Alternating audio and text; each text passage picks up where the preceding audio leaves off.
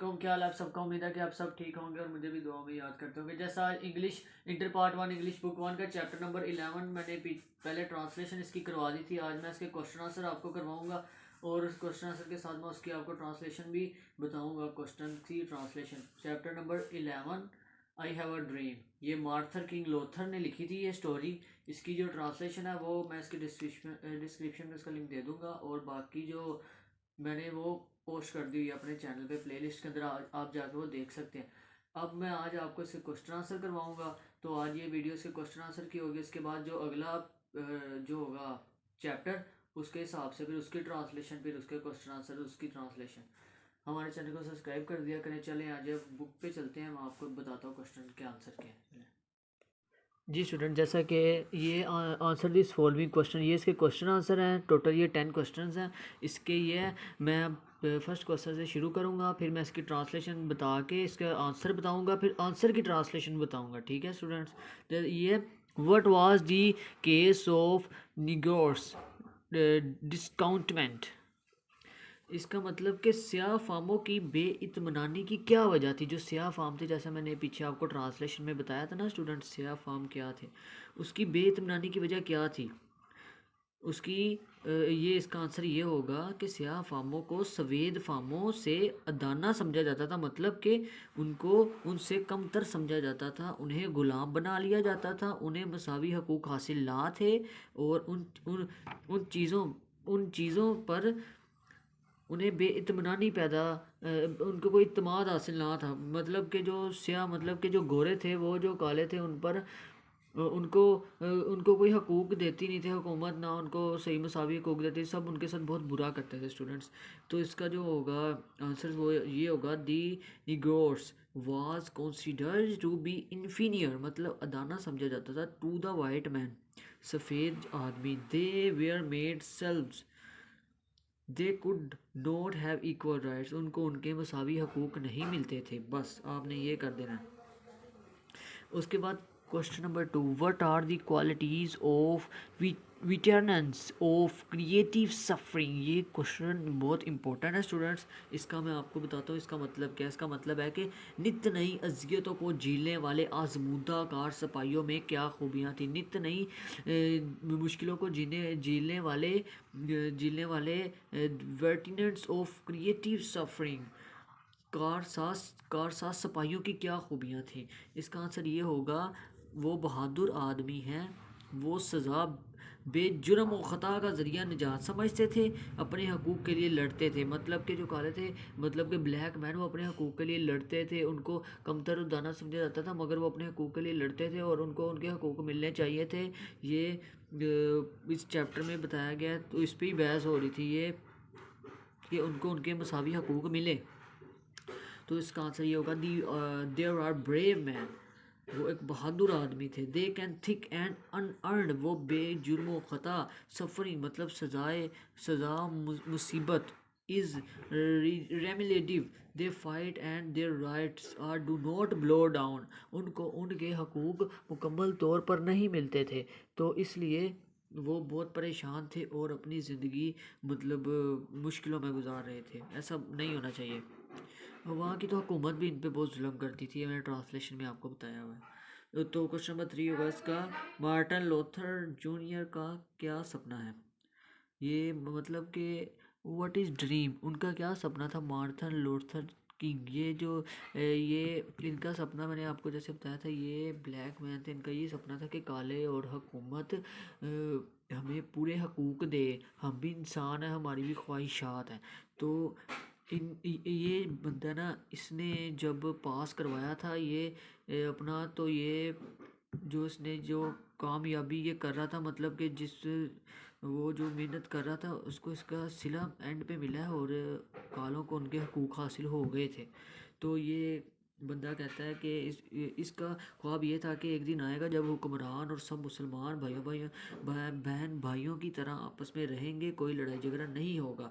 तो इसका आंसर ये हो सकता है, he dream that a day will come the rule consider all men are equal, the people lived like brother, the rule would judge a man on his qualities, उनको उनकी qualities मतलब उनकी जो खूबियाँ उनसे जाना जाएगा। what would not by the colour of a skin, ना ही उनको उनकी जिल्द या उनके कलर से जाना जाए।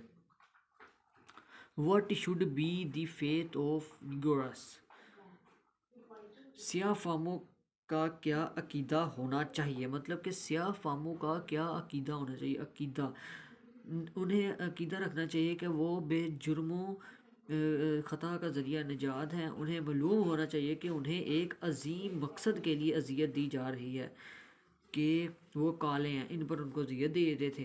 तो यकीन होना चाहिए कि एक दिन उन्हें बराबर के, मतलब ये बंदा कह रहा है कि इनको यकीन होना चाहिए एक दिन इनको बराबर के हकूक़ मिलेंगे इंशाल्लाह। तो इसका आंसर ये होगा, they should have the faith and suffering in redemption, they must know that are being turned for a nobly, they must that one day would enjoy equal rights, एक दिन उन्हें बराबर के हकूक मिलेंगे। तो क्वेश्चन नंबर 5 है, what was the necessary of pleading the case of the Negroes freedom. तो ये है कि स्याह फामों की आज़ादी के दावे की वकालत की क्या ज़रूरत थी। स्याह फामों ने अपने आज़ादी के दावे की वकालत की उनको क्या ज़रूरत पड़ गई थी। उनको इसलिए ज़रूरत पड़ गई थी क्योंकि जैसे मैंने आपको पहले बताया कि उनको उनके मुकम्मल हकूक़ नहीं मिलते थे। वो भी तो इंसान थे, उनका भी दिल करता था कि उनके एक मुकम्मल हकूक़ होने चाहिए। तो इसका वो यही था कि स्याह फामों को ग़ुलाम समझा जाता था, उन पर बहुत ज़्यादा जुल्म किया जाता था, हुकूमत उन पर जुल्म करती थी, कोई उनको मुँह नहीं लगाता था। इसका आंसर ये आप लिख सकते हैं students, the Negroes was tried like slaves, they were considered inferior to white man. उनको जो सफ़ेद आदमी से उनको कमतर समझा जाता था। I could not equal rights, उनको उनके हकूक़ मुकम्मल नहीं मिलते थे बस। इसका शिक्षा, what should be criterion of judgement for a person, criterion of judgement of for a person. इसका मतलब यह है कि एक इंसान को जांचने का क्या मेयार होना चाहिए। एक इंसान को जांचने का क्या मेयार होना चाहिए। इसका ये है कि एक इंसान को उसकी खूबियों से जाना जा सकता है, उसके किरदार से जाना जा सकता है, उसकी जिल्द और रकत या एतबार से नहीं जाना जाता। इसका आंसर ये हो सकता है, मैन शुड जज by one qualities his character and not to colour skin matter should be credited of judgement. उनको उनके कलर इससे नहीं जज करना चाहिए, उनको उनकी सीरत से जज करना चाहिए कि वो कितने अक्लमंद है। तो आगे 5, 6, 7, अब हमारा क्वेश्चन नंबर 7 है, do the Negroes enjoy liberty in all the parts of their country. All the parts मतलब कि क्या स्याह फाम लोग मुल्क के तमाम हसूल और आज़ादी की नेमत से मुस्तफ़िद हैं। क्या क्या ये अपनी आज़ादी मुस्तफ़िद थे? नहीं, ऐसा बिल्कुल नहीं था। इनको तो ग़ुलाम बना कर रखा गया था। तो इसका आंसर, इनको ग़ुलाम बना कर गया, इनको आज़ादी मैसर नहीं थी, ना इनको कोई मसावी हकूक़ मिलते थे। इसका आंसर सेवन है, जैसे student do the Negroes enjoy liberty all the parts of the, मतलब कि क्या स्याह फामों को मुल्क के तमाम हिस्सों में आज़ादी की नेमत से नवाजा जाता था? ऐसा बिल्कुल नहीं था, उनको नहीं नवाजा जाता था। इसका आंसर ये हो सकता है, in the past Negroes did not enjoy complete liberty, उनको पूरी मुकम्मल आज़ादी नहीं थी। And finally they success in getting equal status, और ना ही उनको मसावी हकूक़ दिए जाते थे। और क्वेश्चन नंबर आगे है, क्वेश्चन नंबर 6, 7, 8 है, do the Negroes enjoy liberty in all the parts of their country.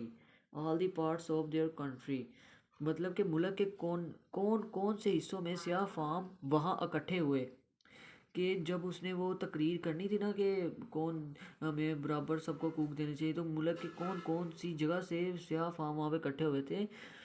तो इसका आंसर ये हो सकता है कि वहाँ मैं आपको इसका पहले आंसर की ना तर्जुमा बता देता हूँ कि इसका जो हमने पीछे स्टोरी में पढ़ा था कि जो उसने तकरीर की थी, उसके अंदर मुल्क के जनूब, शमाल, जनूबी करेलियाँ, जार्बिया, लेविजी, नॉर्थन शमाली शहरों से आए बहुत ज़्यादा लोग थे।